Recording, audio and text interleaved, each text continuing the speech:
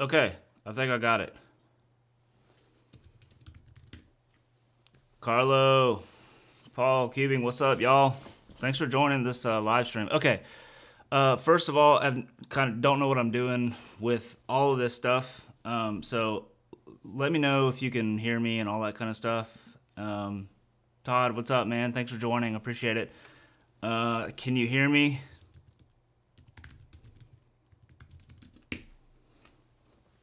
Everything's good?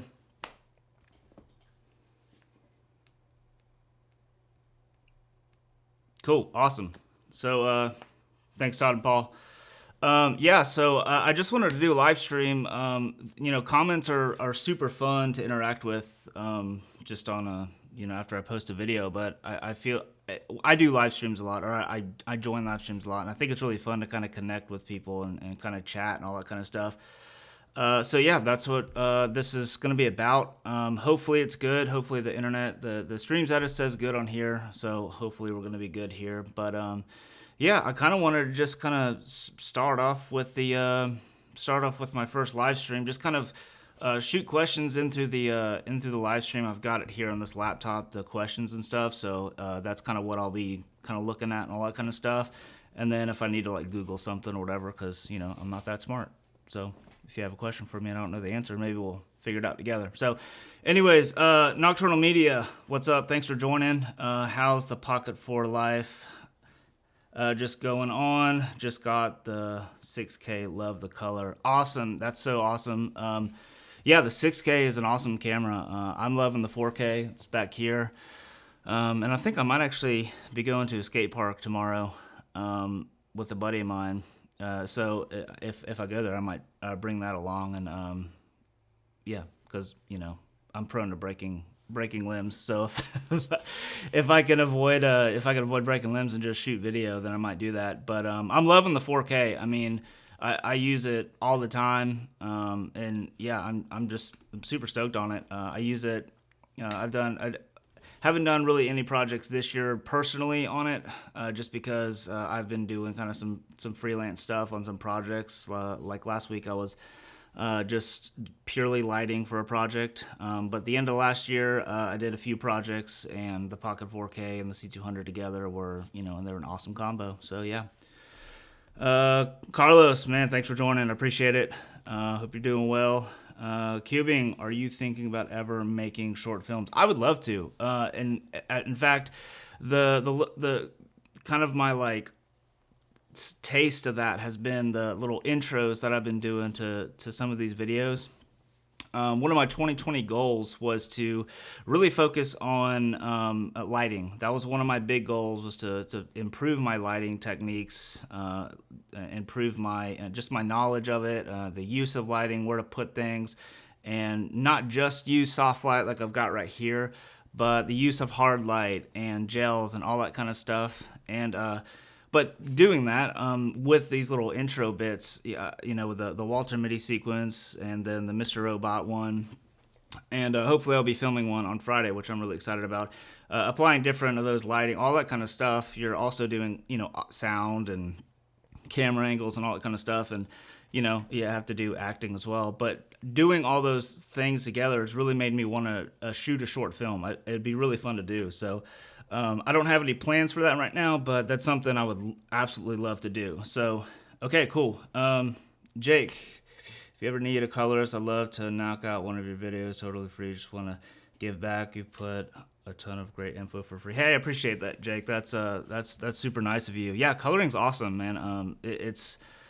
It's challenging, especially like I'm kind of going back to these little intro sequences. Each of these little intro sequences really have a different look, color, contrast, all that kind of stuff, and it's been really fun to play with. And not only that, but really starting to recognize color palette and that kind of thing. It starts making a huge difference with color grading when you start adding in the dimension of the color palette and what colors to put in your actual scene. It's kind of hard to do in my living room because I'm not going to repaint the walls and move and put in different furniture each time. But I appreciate that. I might reach out to you sometime. Maybe we can collab on something in the future on coloring. So appreciate that. Okay, Carlo, what's your 2020 wedding camera fleet gonna be? Curious if you're still gonna be mixing the different cameras. Great question, Carlo. Yeah, C200 is still gonna be my A cam. It's so reliable. Pocket camera definitely is gonna be there. So C200. That's what I use for pretty much like any kind of speeches or toasts or the ceremony. That's kind of my A cam for all that. And then I'll definitely use the Pocket 4K behind me, and I've also got the Canon 1DX Mark III on pre-order. So we'll see how that goes, and I'll definitely add that into the mix as well. So yeah, pretty much other than the 1DX, I've been saving up all year, all my different jobs for that camera. So yeah, really excited for that camera to add into the mix. And yeah, so that's pretty much it. Audio wise, I've added the Rode NTG5 into the mix, so that'll be mounted on the C200 for the most part for audio. And then obviously I have the Rode Link wireless lav kit, and then the Tascam DR10L, which is an awesome little lav mic to kind of clip on and kind of hide away. It records to itself, so super awesome there. Oh my gosh, these comments are coming in so fast. That's awesome. Thank you so much for joining, everybody. I was worried like 2 people would show up, and one of them's my friend. So anyways, okay, the 4K is better than the 6K in many ways, Carlos says, and Todd says, love my Pocket 4K too. Carlos, I agree. The 6K is I think like the way I've kind of explained it to a lot of people is it's incrementally better in almost every way to the Pocket 4K. And all those things make it a better camera, and I think Blackmagic Design priced it accordingly, and I think they really positioned it in the lineup very well. However, I don't think that it's a eons better. Like I don't think it's Ursa Mini 4K or Ursa Mini Pro better than the Pocket 4K. The colors are so similar. They are a little bit different, but it's pretty much negligible. And then when it comes to dynamic range, the highlights are handled a little bit better on the 6K, but honestly, the Pocket 4K is already so good that it's hard to complain about it. So I kind of talked about that in my review of the Pocket 4K review, how 13 stops these days just isn't enough. But quite frankly, I think it's a great camera. And the fact that, I mean, if you adapt EF glass to it, so I have the speed booster on it, then the price point isn't that much different. But I have the Micro Four Thirds, not the Pocket specific speed booster, so it kind of makes it, I can use that on a different camera system like a GH5 or something like that if I wanted to. And then if I decided to just use, Micro Four Thirds glass for some reason, I could sell that and pretty much the speed booster and kind of make my money back on that. So Aaron, just wanted to say hi and thanks for the content you put on here. Aaron, I appreciate it, man. Thanks for stopping by and commenting on all that, and appreciate your support. Todd says, I just finished a script for a short film, now building props. Awesome. That's awesome. I'd love to hear more about that. Nocturnally, I have a lot of lenses, so it's a no-brainer for me. Yep. Carlos, thoughts on the 1DX Mark III? Carlo 1DX3, woohoo. What made you choose the 1DX Mark III? Okay, so just 3 comments. 1DX Mark III. Yeah, so there's been a lot of... I haven't posted any videos about the 1DX Mark III specifically. Number one is because I can't do this to the camera yet. I can't touch it. I don't have it in my hands. And I don't really like making videos purely based on specs. However, I did pre-order the camera, and I was asked about it. So, yeah, so we'll talk about it. The 1DX Mark III. I love Canon DSLRs. I was called a Canon fanboy. It's pretty funny. But he might call me a Canon fanboy, which is funny because I've owned probably 3 or 4 more Blackmagic cameras than I have Canon. But anyways, I love the DSLR form factor. I mean, that's one of the reasons why I love the Pocket 4K so much. But I've always wanted the 1D series bodies. I love the 5D because when I'm shooting weddings or travel and stuff, the weather sealing really does come in handy, and that was kind of one of my bigger selling points for getting the 1DX Mark III. I almost pulled the trigger on the 1DX Mark II a few times, but just the codec options and the lack of log and all that, it didn't seem. I didn't seem ready. It didn't seem worth it to take the plunge on the 1DX2, but the 1DX3, I've been saving up, and everybody, thank you for watching my YouTube ads and affiliate links, because that pretty much helped pay for the 1DX. So that's a huge thank you to y'all. But yeah, the 1DX3. So weather sealing was a huge selling point for me. You know, I love doing travel films. I love taking pictures on a DSLR. I finally upgraded to an iPhone 11, and I still don't love the pictures that come. I mean, it looks good on the phone, but I don't know. I don't like taking pictures on the iPhone for some reason. So yeah, I just wanted another DSLR, and the 1DX just kind of had all the things that I wanted in the 1D series body for video. Now, from a photo side, like it's the 1D, even the 1DX like one was the 1D Mark IV is enough for me for photos. But from a video standpoint, having the 10-bit codec in there, as well as 5.5K internal RAW, so that's going to be really fun to play with whenever it ships. So yeah, I've got a CF Express card here, and then an extra battery, so I'm all set with that. So yeah, what else made me choose on the 1DX3? It's just another one of the Canon lineup, just for color matching. Again, some of these things I'm just not going to know until I have the camera on hand to really answer if these things. But I pre-ordered it based on specs and based on my experience with the 1DX Mark II. So hopefully, if the specs line up and the image looks as good as kind of what I'm seeing already, then I'm going to be really excited for the camera. Let's see here.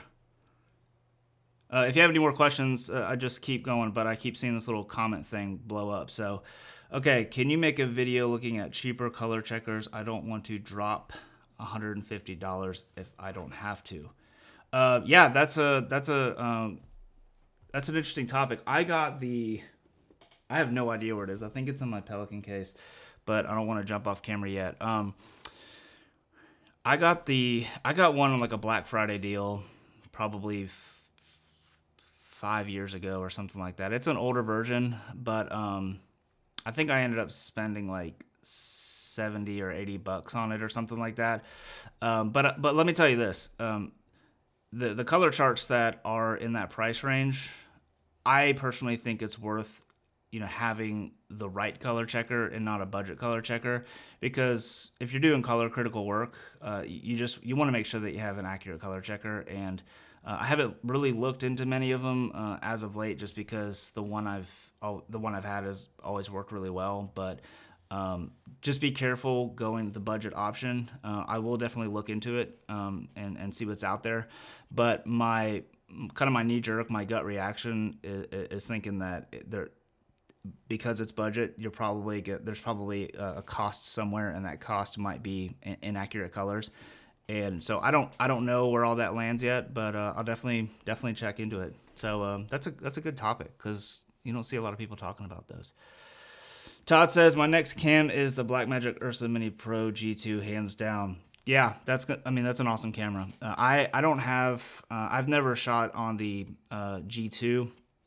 The only one that I've shot on, the only Ursa Mini, like the 4.6K sensor, was the original Ursa Mini 4.6K, and yeah, it was beautiful. I mean, it's an awesome image. I used to have the Ursa Mini 4K, which was the global shutter one, and that camera was awesome. I mean, just the ergonomics, and then now with the built-in NDs and all that kind of stuff. I mean, I've said it to some buddies of mine here. Like, if I didn't go for the C200 initially, then and the Ursa Mini G2 is out, there's a very solid chance that I probably would have gone with the Ursa Mini G2, just because it's an unbelievable camera. And Blackmagic RAW, I still think it's the most efficient codec out there. I love working with Blackmagic RAW. It's just amazing. So yeah, you're gonna love that camera. I can't wait to see when you get it, and kind of what you produce with it, Todd. So keep me posted on that. The speed booster is my only hang up with the Pocket 4K. Yeah, the speed booster has its benefits, pros and cons. For me, it was a way to adapt lenses and get a wider field of view. And yeah, I agree, Carlos. That's probably the biggest downside to the Pocket 4K for me, because I own EF lenses. Color Checker Passport is a good start. Nocturnal Media said, yeah, that's the one I have. I think it's the one. It's like the size of a passport. That's why it's called a Color Checker Passport. That's awesome. Way to go, Tyler. Okay. Whoa, I just jumped down. Here we go. You don't want to have to use a GH5. Yeah, I don't, Carlos. You're right. I got X-Rite Color Checker. That's the dimension of this sheet for $79. Cool. Awesome. Cool. My first Canon camera was the 5D Mark II. Can still keep up in 2020 with good lighting, of course. Yeah, no doubt. My first Canon. I'll grab it real quick.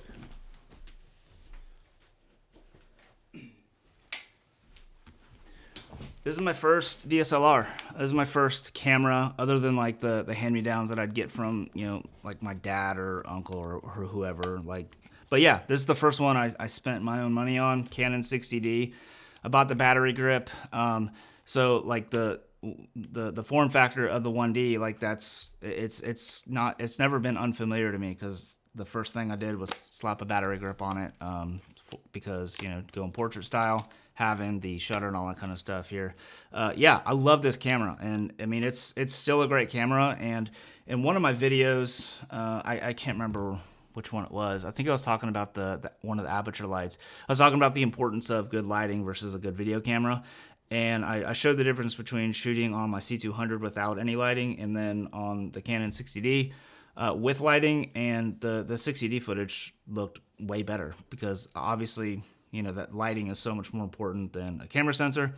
However, I'm pretty well set up with lighting for most situations. So, yeah. But yeah, 5D Mark II. Oh, 5D Mark III. Okay, sorry, I misspoke. But yeah, 5D Mark III is an awesome camera, no doubt.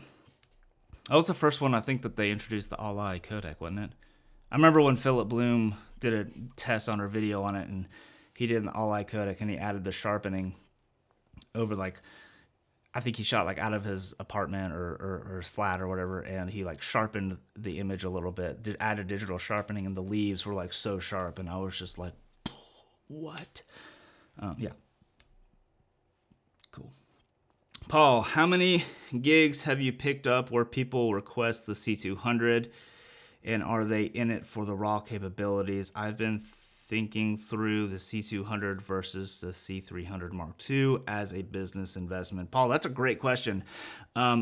Locally, there's a production company that I work with quite a bit, and they actually got a C200 after they had shot on my C200. And I mean, anytime I'm asked to shoot with them and they want me to bring equipment, they've always asked me to bring the C200, and then my 5D, which I've since sold. But yeah, I mean, the C200 is a great camera, and they, you know, when they couldn't do a gig and they still wanted somebody in their circle of filmmakers to film it, they recommended me, and they said, yeah, I have the same equipment, and they're very happy with the Canon C200 image. Now, C200 versus C300, that I don't have really much experience shooting on the C300 Mark II, but if you go over to Carlos Quintero's channel, and after this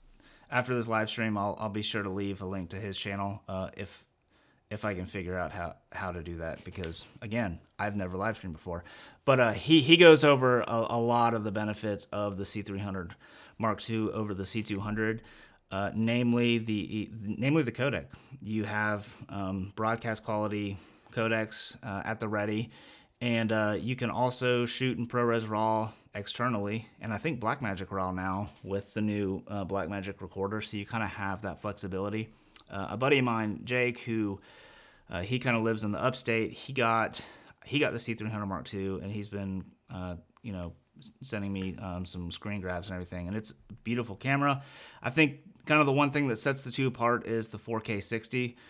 So that's something that you definitely want to keep in mind. Carlos, let me know if I'm leaving. I know I'm leaving things out, but yeah, there's C300 Mark II, I think it's definitely a more broadcast ready camera. And if you're doing most stuff where you're not shooting, slow motion, all that kind of stuff, then I think the C300 Mark II probably is the better camera. But I haven't been limited by the C200. Just the C200 Cinema Raw Light eats a lot of data. So keep that in mind. Shoot me a DM on Instagram or something if you want to, if you have any more questions. But definitely go over to Carlos's channel because he has a lot of experience and a lot of information on this topic. Let's see here. I don't get any software. Let's see wide open. Maybe it's a lens adapter. Oh, I'm missing a lot. Here we go. Okay, so excited for the AK Raw on the that one guy. Excited for the AK Raw on the Canon mirrorless. I just saw that announcement. In fact, I have it. Yeah, I think I have it right here. The EOS R5, and it says it's gonna have 8K at 30 frames per second RAW. Now, this is just a rumor. This is like on Canon rumors. This is not like any official announcement. 4K at 120 and 4K at 60. I'd be really surprised if that was actually true. But I mean, that'd be super cool. But that'd be pretty insane to have all that. But yeah, time will tell. I don't know if it's gonna be like the 4K will be cropped by 5 times. That's something Canon's known for. But yeah, we'll see. That's an interesting little announcement there, or rumor, not announcement. It's a rumor. Okay, let's see. How much % of a videographer's income should you spend on new gear? Eye of the Moment asks. That's a great question. Eye of the Moment. It all boils down to budgeting, and it depends on where you are in your career. There's a lot of contributing factors. I don't want to give a percentage out there because it depends on if you're running a huge business, if you're just a sole proprietor, or just a single member LLC. All that kind of stuff really depends. My first initial advice to that is spend as little as you can on equipment to make the best content you can possible, if that makes sense. So, don't go out and spend $15,000 on a cinema camera when you might be able to do the same thing on a $1,300 camera. So, yeah, I know that's probably not the best answer. And, there's different parts. I mean, there's all kinds of different contributing factors. I used to work in finance at a major manufacturer here. So when you ask me like a numbers question, I could go like super deep into that because I did 7 years of budgeting. So I don't want to like go down that train because like it gives me the chills thinking about that again. But that's a great question, and I think that's a great topic to explore more. And I actually want to I think I might make a video on that. So Eye of the Moment, great question, and I definitely want to explore that more.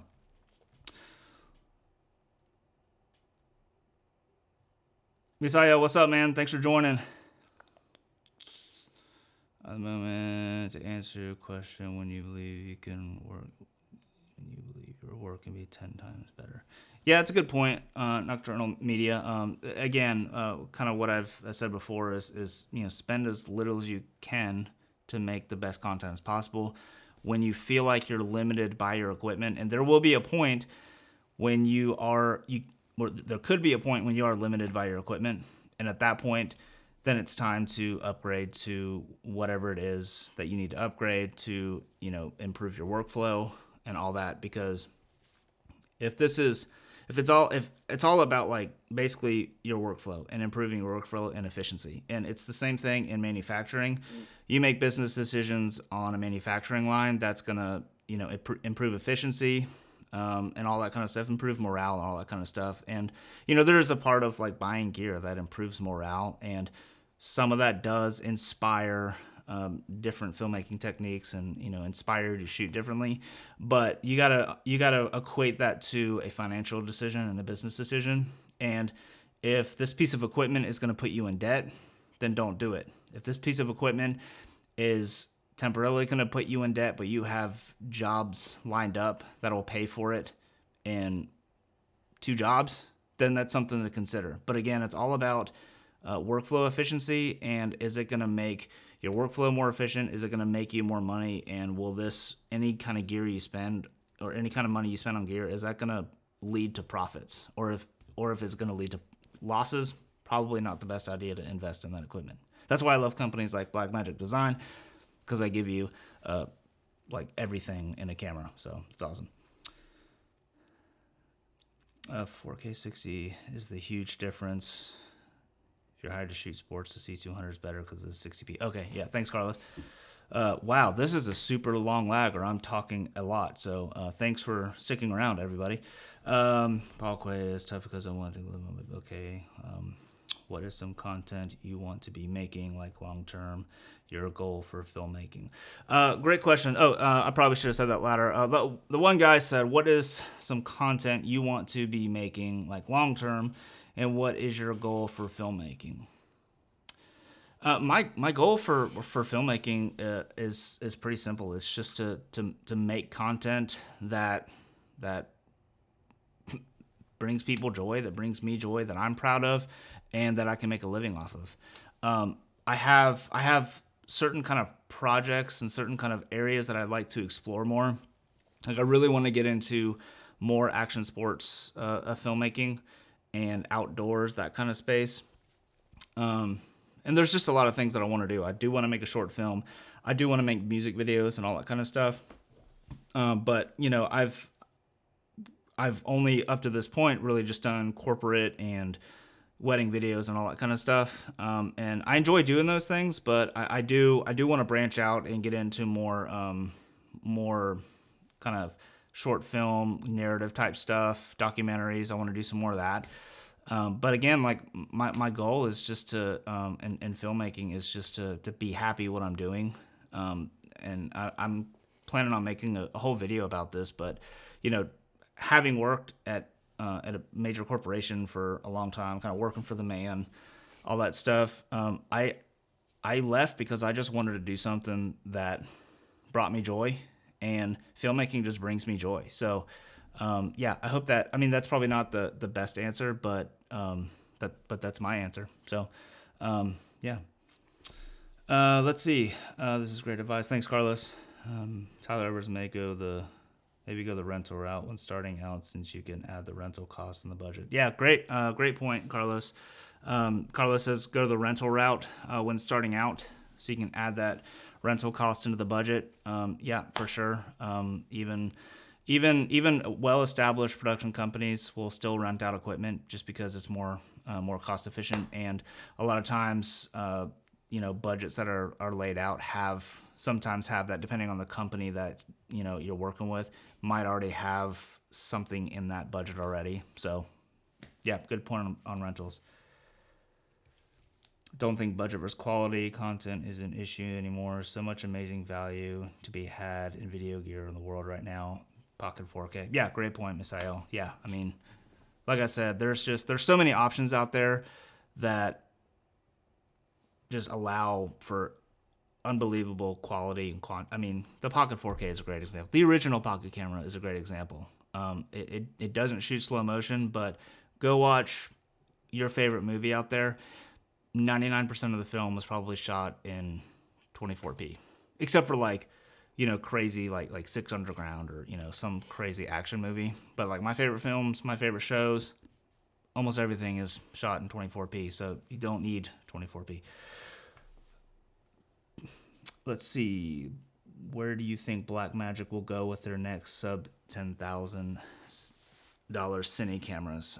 Kevin Reyes, good question. I'll repeat that because I probably mumbled again. Basically, sub $10,000 cine camera from Blackmagic. Where do I think they'll go? I think they're gonna go. Full frame. That's my guess. They're gonna go full frame. And then 8K. I think they are going to go 8K. I wouldn't be surprised if there was some announcement this year with regards to 8K. I don't know if it's going to be, I don't know if it's going to be broadcast or if it's going to be cine focused. But They did a big push last year with a lot of their switchers and stuff to 8K. So I think the natural progression is going to be some sort of 8K camera, whether it's full frame or Super 35. I don't know. I don't know any. I'm not important enough to know, but I really think they're going to have a full frame or 8K or a full frame 8K camera coming out this year. That would be my guess. Let's see. Thoughts on the Blackmagic Pocket 6K? Jeb asks. It's a great camera. If you have EF glass and you don't like adapting lenses, it's an amazing camera. Even the fact that you have these compression options with Blackmagic RAW, and that's one thing I want to point out. If you're not into Blackmagic RAW, if you don't edit. If you edit like in Final Cut Pro, for example, and you want to get it for just ProRes, skip it and get the 4K. But if you want to shoot Blackmagic RAW, even at 12:1 compression, it looks great, especially for web delivery. I think it's a fantastic camera. I mean, there's nothing really bad to say about it except for the battery life is atrocious. Hence this is the 4K, but same thing. Yeah, but I've shot on both. I used to have a 6K, ended up selling it, but yeah, it's a fantastic camera. Nothing more to say about that, and you get DaVinci Resolve with it. My favorite 2019 movie, color, and why? That's a great question. I watched a lot of stuff in 2019.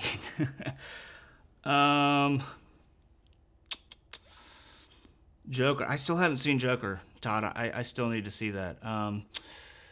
In 1917, I still want to see that too. I'm kind of behind the times on that. I watched a lot of like episodic television on like Netflix and Amazon Prime and stuff like that. I think one of my favorite ones. This isn't a movie, I guess it's a TV show, but it's called The Widow on Amazon Prime, I think it was. I think it was called The Widow. Anyways, the color in that was amazing. I thought it was awesome. But yeah, so I think we'll go with, I think we watched that last year, so we're gonna go with The Widow. That one's good. So let's see.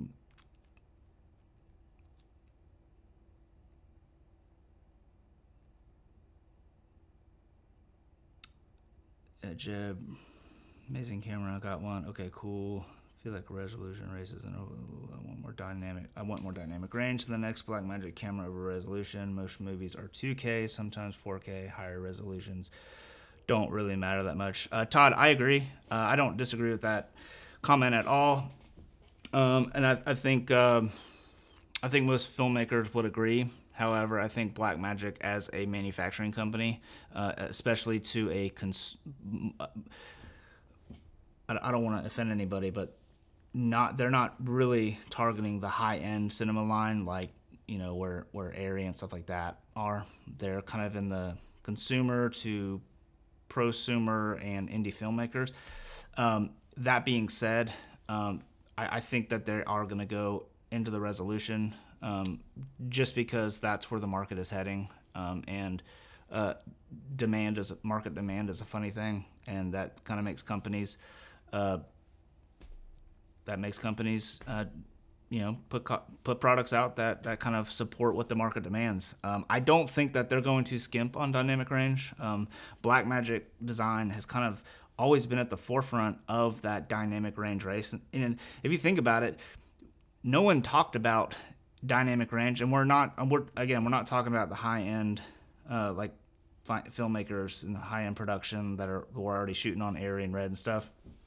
But indie filmmakers and all that kind of stuff, dynamic range wasn't really a conversation, wasn't talked about at all until the 2.5K camera came out. The original 2.5K cinema camera came out, and they said there are 13 stops of dynamic range, and everybody started saying, whoa, what's dynamic range? And then I think that's really when the conversation got started to the masses. Now, again, the high-end cinematographers out there already knew what that was, and that conversation had been since the film days. But they kind of translated digital film into dynamic range with the 2.5K sensor, and that's when the dynamic range started coming up. And I'm saying all this is because I don't think that Blackmagic design is going to take a step back and limit their dynamic range on their cameras for the sake of resolution.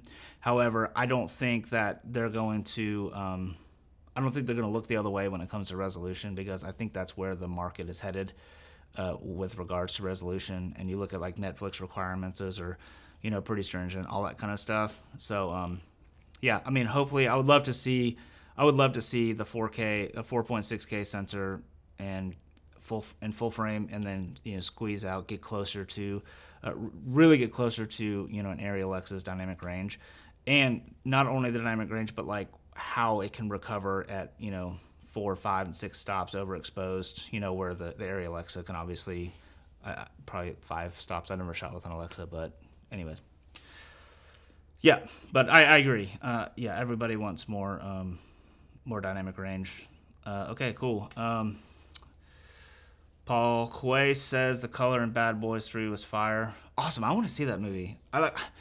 This is bad, but I never go to the movie theater. I think the last movie I went and saw in the theaters was Star Wars, and then the last movie I went to see before that in the movie theater was Star Wars. So I just don't make it to the movie theater often. The one that's by us is just a complete ripoff. So I just wait till I can watch it in my pajamas and drink a whiskey while I'm watching it. So, Construction Cronies first live stream. That's boss, man. Hey, thanks. I appreciate it. I appreciate you dropping by. I also can't seem to talk right now, so yeah. I know professional editors are switching to Resolve. Yeah, Resolve is awesome, Todd. I use this. I use Resolve pretty much exclusively now, with the exception of some things in Final Cut Pro, like with tracking text and stuff like that. I typically use that Final Cut Pro for that, just because my computer just can't handle Fusion right now, plain and simple. But yeah, Construction Crony said, sorry if you said already, but what camera are you using to live stream? No, I didn't say that already. I'm using the Canon C200, and it's running into the Blackmagic Ultra Studio Mini recorder via Thunderbolt into OBS. So that's what I'm doing. And then I got the mic just running right into the camera.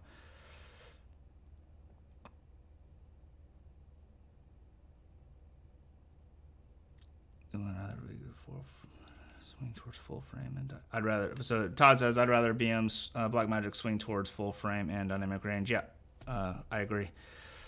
Did you see Ford vs Ferrari? No, I did not, but I would like to see that one too. Full frame 8K under 10K would be cool. Cool, yeah, that's retro color.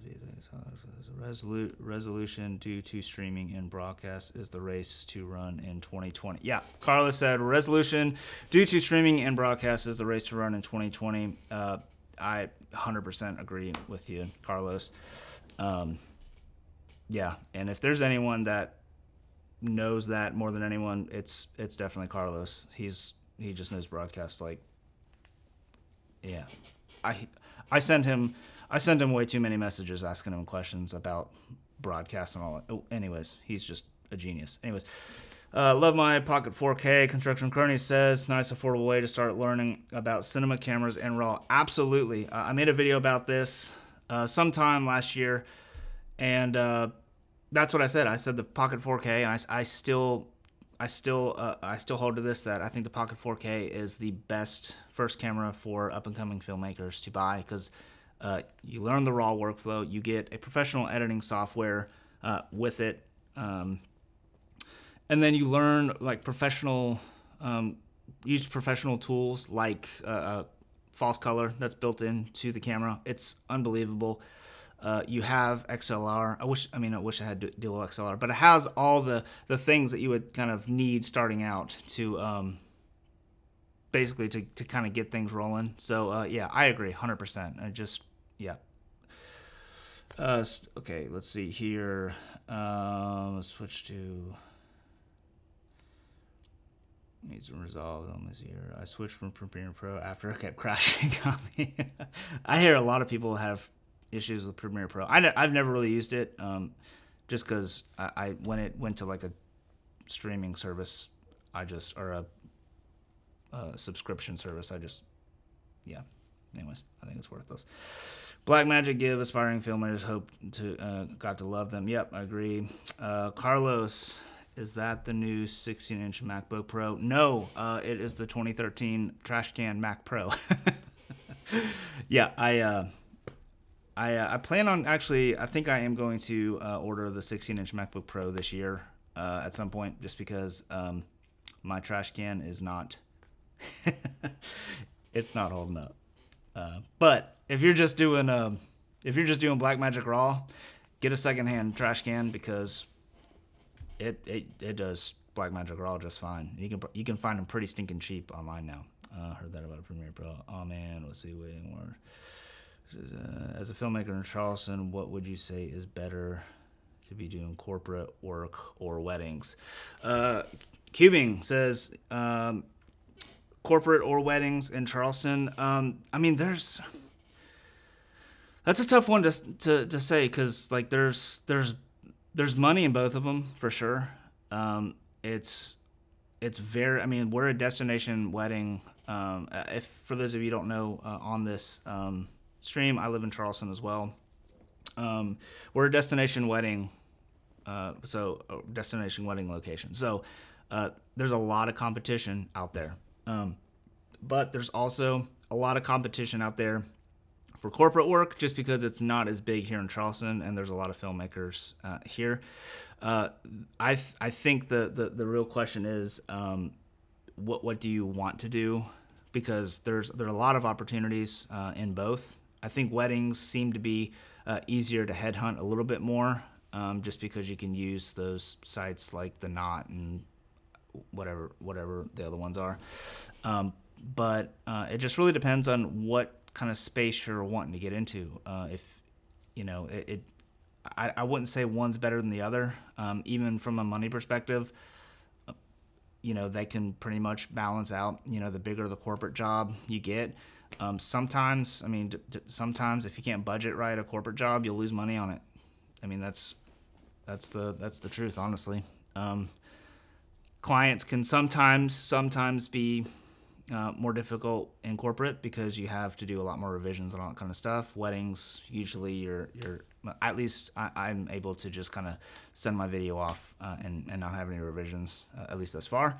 So keeping, I would say it's not more, it's nothing more than just kind of what route you want to go, and then from there it's just finding your connections and just start putting yourself out there. Miss IL, he's in Charleston too, so we should all link up sometime.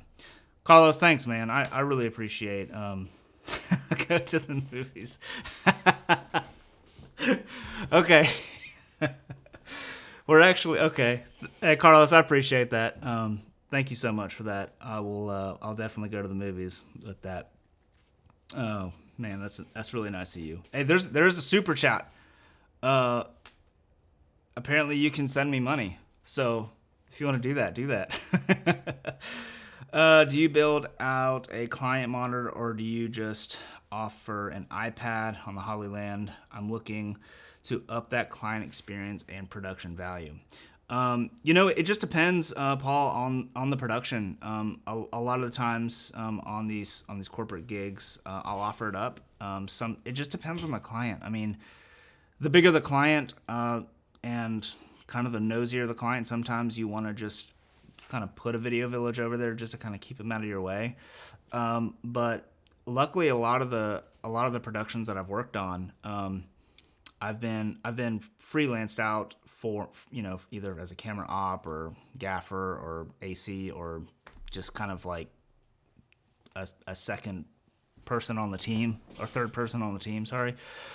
And it just totally depends on the client and kind of what the expectation is, and kind of how big the space is that we're working in. And it just depends on, sometimes they like to be, right there and just kind of observing.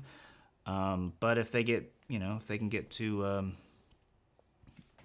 too talkative and halting production, then you can set up a video village. But if I were to do that, I probably wouldn't do an iPad for the client. I would use the Hollyland or something similar to put on a monitor, whether it's like a 7-inch monitor or something like that.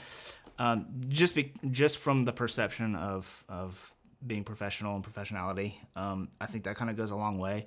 I think their perception, if you used an iPad, it would seem a little too indie, and it's kind of like when if you show up to a big shoot with just a DSLR versus a much more bigger camera. It's kind of that stigma. But Carlos, if you're still here, definitely add to that. I would say it's a perception thing, though. For me, if on my own productions, I would 100% use an external monitor and give them that whole setup as opposed to an iPad, unless they have an iPad with them and that's just their preference. You offer it up and let them use that on the this is just on the Hollyland system. But again, it just depends on the client. Okay. Construction current is pretty sure I saw that video. Awesome. Just finished on working 12 episodic television shows. Most of them were UHD resolution on average. So there's that. Yeah, Todd, I think a lot of things are starting to the acquisition is starting to be in UHD 4K and up, just because that's a way to protect for the future. We just watched Carlos, you just asked about color, and we just watched this movie. It was about the Beatles, or like, what was it called? That's gonna kill me now, but I love the color in that one. It was shot in 8K on the red, whatever, the helium or Monstro or whatever, and it's just kind of a future-proof thing so you watch it in 10 years and it's still going to look good. So that's kind of why I upload everything in 4K and work in a 4K timeline and everything, just because I want everything to look good still in 5-10 years on YouTube, and that's why I upload in 4K. Let's see. Next BM high-end camera, full frame, AK, 16 stops, built-in ND, 4K, 120. Yeah, that'd be awesome, Misael. Actually, Misael, I would love to see like a 6K or in between 6K and 8K, 120, because if you're shooting in RAW, that will so 8K, probably 6K. 6K would be Super 35, 120. If you go 4K, that'd be a pretty big crop if you're shooting in RAW. Tyler, I watched so much last year. Also, Tyler, I've been to the theater twice in 2 years, says that one guy. Cool. Yeah, I'm with you. Edit Nocturnal Media says he edits in he or she, I'm sorry, I shouldn't assume. Edits in Premiere Pro, Colors, and Resolve. Yep, that's a great workflow, round tripping.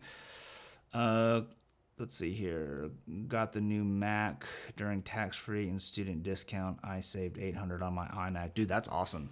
That's a chunk of change right there. That's a hard drive. That's a RAID hard drive that you can fill up by saving that. So way to go. Let's see here. I'm a Mac guy. I love to get the 16-inch MacBook Pro. Todd's, yeah, I'm same way. I really want to get the MacBook Pro. I don't have. This is my wife's laptop, and she got it in college, and that was not last year. I'll say that. That's my favorite, taking corporate work. I know people who've lost money on those gigs. Todd, yeah, Carlos can really add to that conversation as well. I'm not sure if he's still here or not, but looks like he is. But it basically, it all comes down to budgeting, and that this is one of the reasons why I'm so glad that I worked for so long in corporate finance, is about budgeting. And there's so many little things that you got to think about, when budgeting, whether, if you're traveling, how much for gas and hotel and food, and if you're hiring someone out, if you're, hiring a gaffer, and if you're hiring a gaffer with a grip truck, and, you need to think about, that's where like scout days are really important. On all this kind of stuff where, if they pull out an HMI versus sky panel, is going to be a different cost. So all those different things that you add up that you don't think about initially really is where you start losing money. So yeah, Misael, hey, thanks for the $5, man. Thanks for the great content. I hope this goes through on my credit card. Oh man, that's funny. What are your thoughts on eGPU for Max? Nocturnal Media says. I don't know. Actually, I actually wanted to research that to see if I don't know. I actually have the D500 graphics cards in my trash can. It's the quad core, but it's got the one up upgraded graphics cards, and that's like the one saving grace for this machine. I think it's 6 gigs of RAM.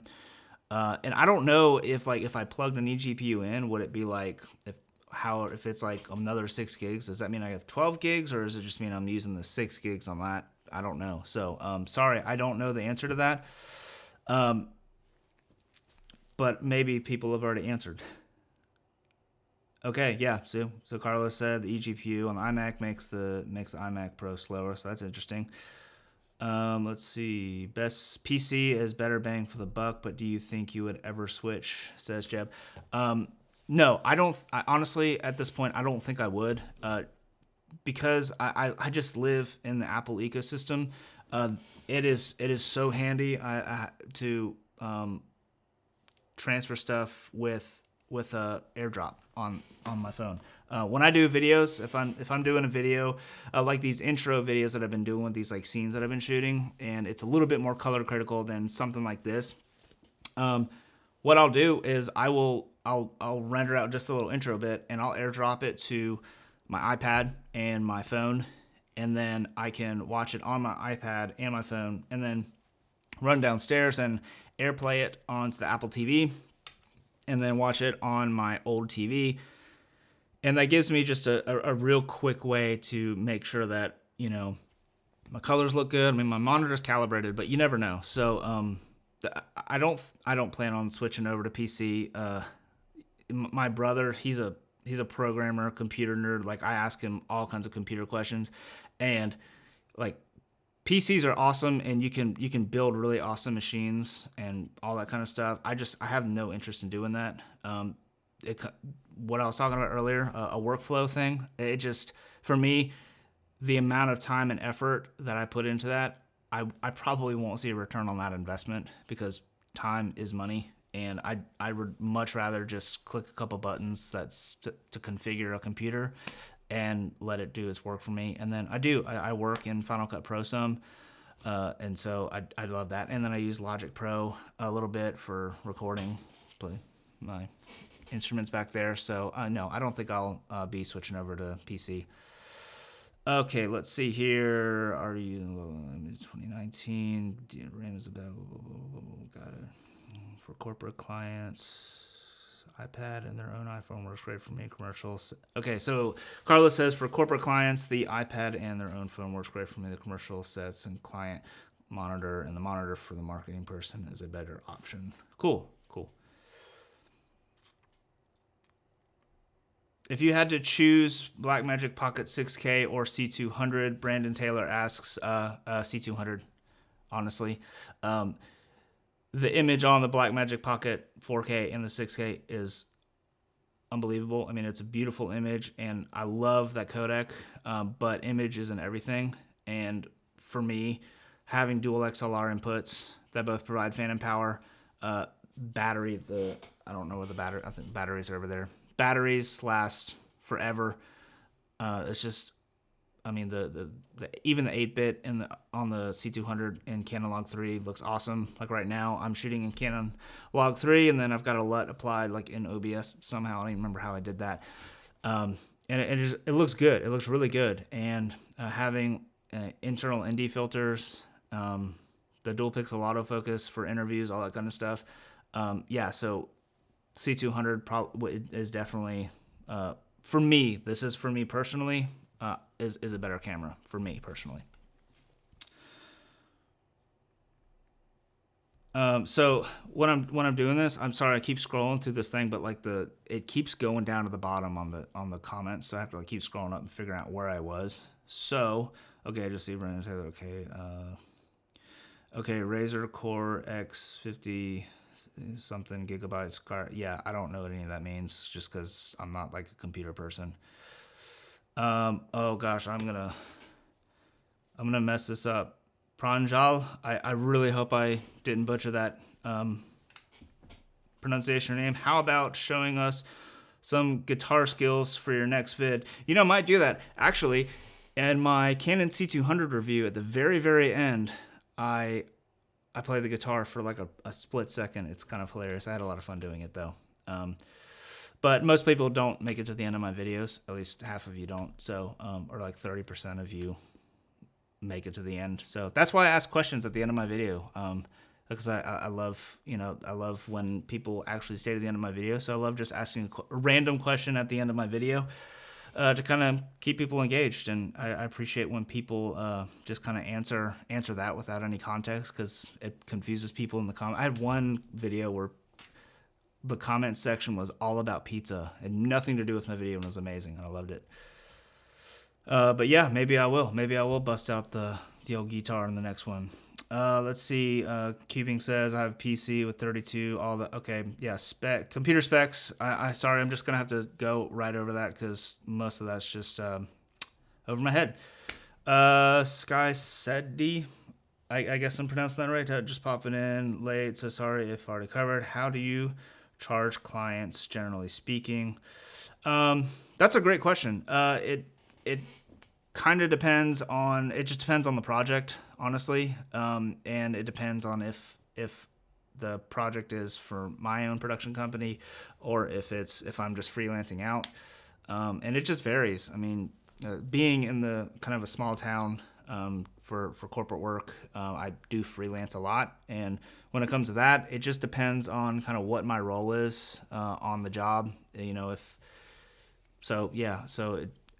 most of the time, if I'm presented with a client to get a quote, I start out with a day rate and an edit rate and kind of what I think the edit's going to be.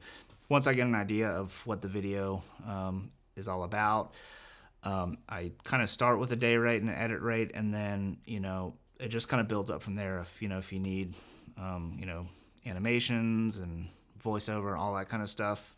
That's kind of when you start. Again, this is kind of what Todd was talking about, and Carlos and everybody. Is just all about budgeting and kind of thinking about all those different things when it comes to a video. So yeah, I hope that helps. If you have any more questions, let me know on that. But yeah, mostly day rate. My day rate pretty much just includes my equipment costs, and that's kind of what I've kind of figured into my cost, if that makes sense. The eGPU keeps the fans idle on my... Okay, I still don't know anything about that, so I'm almost caught up. Construction Cronies, you add LUTS and OBS by adding a filter to your input device. You can color correct too. Yeah, that's what I did. I had to do it in Photoshop or something. I watched a Gerald Undone video, and like the guy's a genius when it comes to that kind of stuff. So I did it and I loaded it, and that's what you're looking at. And I just don't remember how I did it. But yeah, thanks, Construction Cronies. That one guy, bro, I use your LUTs on everything. You're like the buttery LUTs of the C200. Hey, I appreciate that. That's really kind of you to say. I'm actually working on more C200 LUTs right now for the RAW side of things. Let me know. Do you shoot in RAW mostly, or are you in 8-bit? Because I've been focusing on the RAW LUTs just because I've been shooting in RAW more often on the C200, but maybe I'll do some more C200. In the 8-bit, the Canon Log 3 LUTs. And I also have some Canon Log LUTs too, like Canon Log 1 LUTs. I never really shoot in Canon Log, but with the 1DX Mark III coming out, I'm gonna probably revisit those when I get the 1DX Mark III, because I will definitely be shooting on the 1DX in Canon Log a lot, or in RAW if I have like 5,000 terabytes of CF Express cards. VFX, thanks for okay. I keep on making money with my C100. Let me know if you want to borrow it and be the first person to post a C100 in 2020 video. That's awesome. Hey Paul, come on, let's collab, man. Yeah, I've actually been really curious to see like how the C100 holds up against, like, side by side of the C200. That'd be really cool. Construction, Gerald Undone is a good dude. Yeah, seems like a nice enough dude. I don't know him personally, but he seems brilliant.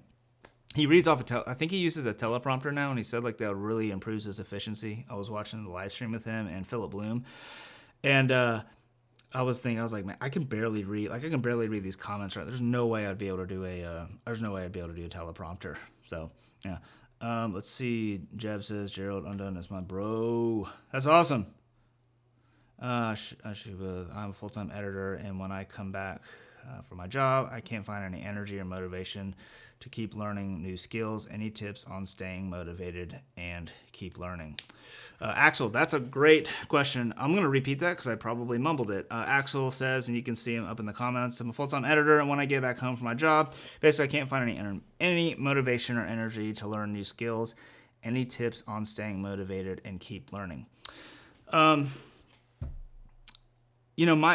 biggest motivation to continue learning, it came from my grandfather, and this is the one piece of advice he gave me as a young lad was never stop learning. And that's the first thing I ever remember him telling me, and he tells me that every time I see him, and that is just something that's resonated with me forever, is just to never stop learning.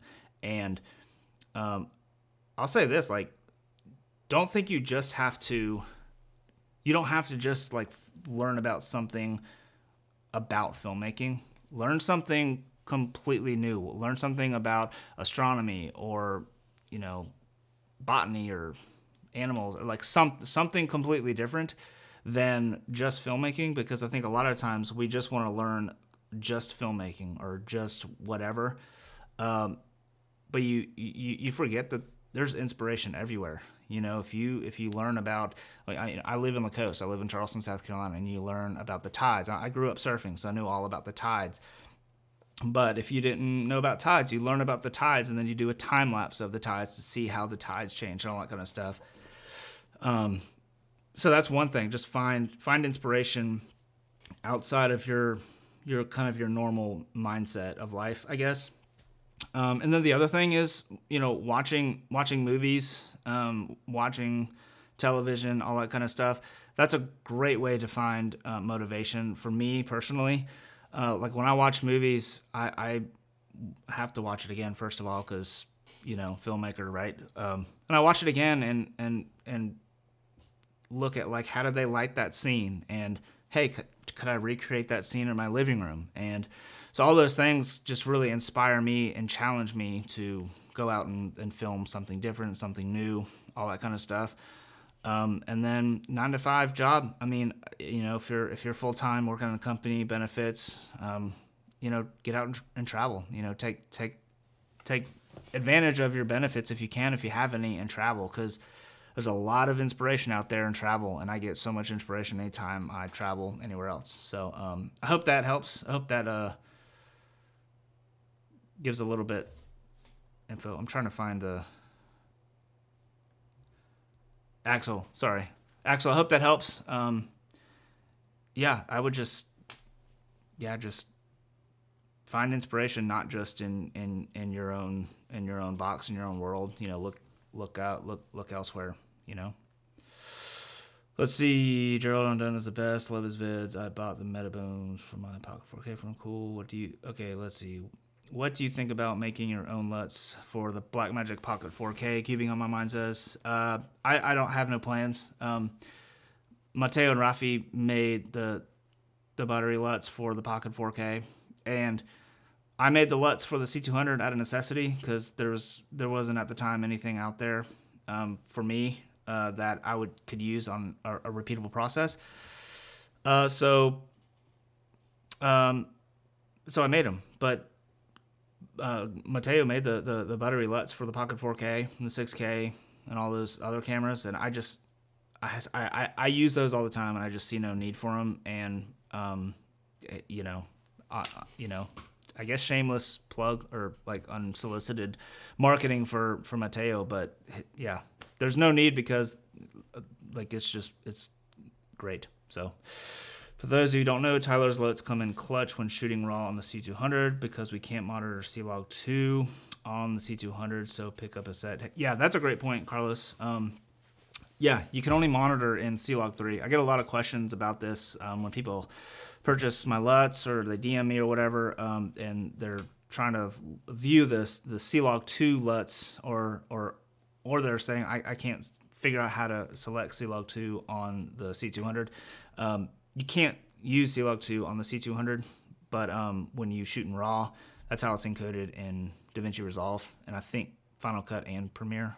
I think Premiere you can change that or something. But anyways, yeah, so you can monitor in C-Log3. So if you set the camera to Canon Log 3, that you can send that over HDMI or SDI, and then you can monitor with my Canon Log 3 LUTs. And it's the Rec 709 LUT is pretty cut and dry, and then I usually monitor with the Crush LUT just because it helps, you know, your shadows and all that kind of stuff. Kind of helps you protect your shadows and stuff. Scott said, he says, for Carlos, Tyler, anyone in the chat, I just started my own media company, but I'm wondering, how do you guys freelance for corporate clients through media marketing agencies? I got most of my clients direct so far, but I know a lot of clients go through a middleman. Spec ads. Yep. Let's see here. Okay, you'll have to travel up here to hang out sometime, bro. Carlos, 100%. I do want to get up there, and we're gonna make that happen at some point. Yeah, that plain and simple. I'll give you a call. We'll make this happen. Let's see. The one go. What's your next scenery creation going to be on? I have a couple ideas. I don't want to like give it away because I think that's like the fun in like the like kind of revealing it. But a couple ideas. Yeah. Sorry, I think I wanna hold off on that because I don't know what I'm gonna do yet, and I don't want to. Yeah. Anyways, say I am an American but live and work in Seoul, South Korea. Oh, that's cool. The production quality of your videos is so good, and you have mad skills. Keep at it, bro. I have no doubt you will be one of the bigger channels in the video space. Says Jeb. Hey, Jeb, I appreciate that. That means a lot to me. You know, YouTube videos they're not like, well, I guess for me they're not easy, but I'm kind of a perfectionist-ish in that I really want my videos to look high quality, and I make my videos so in the way that I want to make a video that I would watch myself. So I really appreciate that. That means a heck of a lot coming from y'all. So really appreciate that. VFX I like the buttery LUTs. Yeah, they're great. Let's see here. I use buttery LUTs. You did an amazing job. Yep, he did a great job on the buttery. So construction, yeah, it's a huge upgrade from the old 5D Mark II. Enjoyed. Sweet. Oh, nice. I'm almost caught up. Let's see. The Content Shark. What's Content Shack? What's up, man? I always want to call your channel the Content Shark, and I know that's not it, but it gives me like this awesome vision. Anyways, hey man, I appreciate you dropping by. He said in commute, but wanted to drop in and support. Thanks, man. I appreciate that. If you don't know who the Content Shack's channel is, go over there. He's got some pretty cool. Well, first of all, he's just got like the most relaxed vibe on his channel, and like, yeah, it's like grab a whiskey, sit back. If you're over 21 in the United States, other countries that I don't know. But yeah, just like I like watching his videos, like just after a long day's of work, just sipping on a nice whiskey. I sound like Jeremy Siders right now. But anyways, Miguel, hello from Spain. Hey man, well I appreciate you joining. It's probably pretty late. What is it like 1 o'clock over there right now or something? I really appreciate you. Dropping in. Let's see. This may be a stupid question, but will using a lower quality ND filter like KNF hurt your image at all? It can, especially it depends on like the resolution you're shooting in and what lens is behind it, and there's all kinds. I mean, there's all kinds of variables. I think Gerald Undone did a really good video on the different ND filters, and I'm not sure if the KNF is one of them, but he kind of breaks it down into like what the what the benefits and like where you should and shouldn't spend your money, but all that kind of stuff. But I've never really used cheap the Tiffin variable ND filter. I think it's in my bag right now, but that's the cheapest one I've ever used, and it's kind of middle of the road. But just weird things can start happening, especially when it comes to like color shifts and stuff like that, and vignettes and all kinds of stuff. So that's kind of where those kind of more budget ND filters start coming into play. 113 in Spain, cool. Well, appreciate you joining in. Hope you're enjoying your time and you're not just working your tail off. But I appreciate it, Miguel. Let's see. And Camila, I know it takes hard work get these bids out the door. Yeah, man, for sure. Let's see. Yeah, that's right. He did. It's probably about Gerald. I'm done. Okay, and commute wanted to draw. Let's see here. Thoughts on the red Komodo.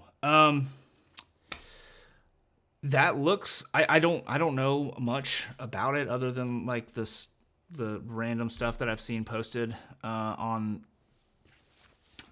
like the Jared's Instagram and all that kind of stuff. Looks cool. I don't own any red cameras. I've shot on the Gemini a couple of times, just like helping with other people's projects and stuff like that. I think it's going to be a great camera for those that are in the red ecosystem or for those that are kind of wanting to jump into the red ecosystem. But without like official specs, I don't really know much. I don't know too much about the Komodo other than the RF mount. That's going to be awesome because you basically can get that EF adapter and you have a built-in ND, that's pretty stellar. But yeah, I don't even know. It hasn't been announced yet, has it? So let's see. Tyler, did you cover your thoughts on the 1DX Mark III yet? Looking to upgrade soon from the Mark II. Let's see. Tyler, have to bounce. Great job on the first live stream. Will this be a regular thing? Scott said, I want to get back to your comment first. Carlos, yes, this will be a semi-regular thing. I'm thinking maybe like every other week we'll do a live stream. And if I can figure out how to like incorporate my computer, then I will maybe kind of do maybe some like color grading breakdowns or something. But yeah, I do want to make this, Carlos, but a regular thing. Carlos, thanks so much for joining, man. Hope you have a good night. Hope you enjoy your dinner. And we're going to be wrapping this up here pretty soon because I've taken so much of y'all's time already. So I really appreciate y'all hanging out with me. Okay, so Sky Sadie, did you? I hope I'm pronouncing that right. Sky Sadie. Did you cover your thoughts on the 1DX Mark III yet? Yes, I did in the beginning, but quick recap. From a video perspective, I really wanted to get the 1DX Mark II for a long time just because a lot of the features and maybe I did talk toward the beginning of this video, so when this live stream is uploaded, maybe hopefully you can like recap with that. But yeah, I have it on pre-order. I can't wait for it to come in. And yeah, it's gonna be a great camera. I think with the inclusion of Canon log and the 10-bit 422 codec is pretty stellar. And then I'm shooting internal RAW. Obviously, is awesome. It's gonna eat up a lot of data, but hard drives. The hard drives are coming down in cost and stuff like that. But yeah, I it's gonna kind of be my new camera for when I'm traveling for work or traveling for fun. Probably will be my new gimbal camera just because of the dual pixel autofocus. Works so good on the C200 and even on the 5D, and so I know it's going to be great on the 1D.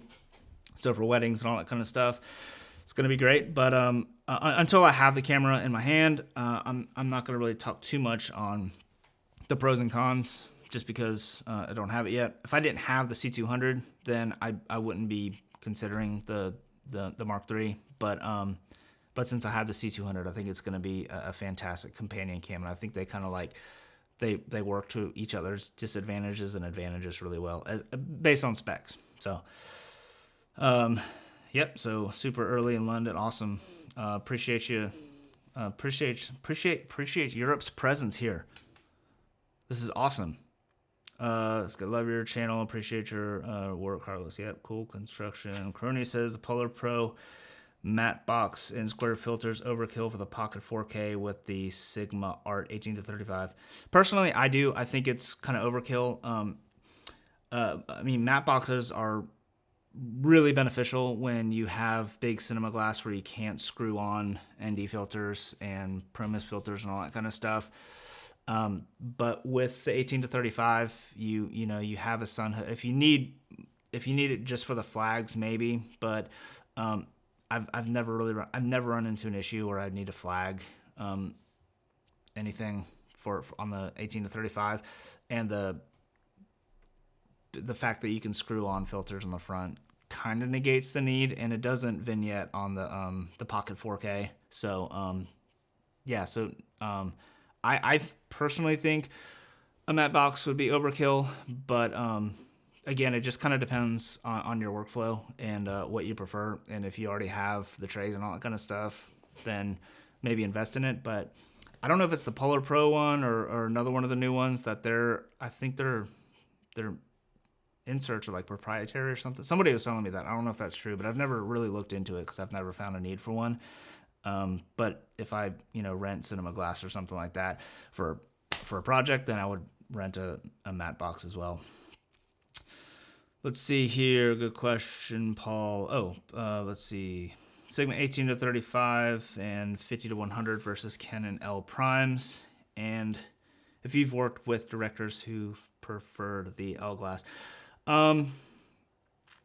Great question. The Sigma lens is awesome. I mean, the 18 to 35. I've played with the 50 to 100 a little bit, but it has some pretty heavy focus breathing. So for like narrative work and stuff like that, it was a little bit too much for me. But I mean, my 70 to 200 does that pretty bad too. But it just kind of depends on the look you're going for.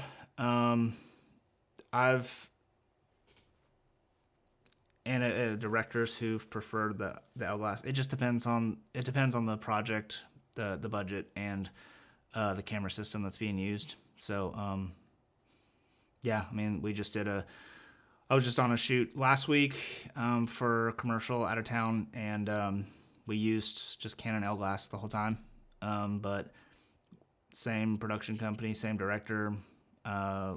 Last year we worked on another ad, and we rented cinema glass. So it just depends on the budget and the project and the look that they're going for. I mean, each lens has kind of its own characteristics, so it just kind of depends on the look you're going for. And the look that the director and the DP want to go for. If I'm not anyways. Pronounce it perfectly. Awesome. Okay, I'm heading out. Keep doing these. See ya. Appreciate it. Awesome, Tyler. Thanks for answering. I'm looking forward to the Mark III myself. Yeah, I can't wait. It's going to be awesome. Interesting. Very cool. Cheers, man. Hey, thanks so much for the great stream. Guys, I think I'm going to wrap it up. I've like an hour and 20 minutes y'all's time. That's like pretty gnarly. So I really appreciate y'all joining. I was like thinking maybe 10 people would show up or 5 people would show up, but this is awesome. So thank y'all so much. I don't know when I'm going to do the next live stream, maybe like in a couple weeks, and maybe I'll kind of, bounce between live stream and actual uploads. But thank you so much for watching. I really appreciate it. I love every one of y'all. Y'all are so awesome, so supportive of this channel. I really appreciate it. And until next time, I'm going to go get some dinner. And for all you East Coasters that are still here, thanks for watching. All you folks in Europe, I hope you get some rest. And I will see y'all soon. Peace.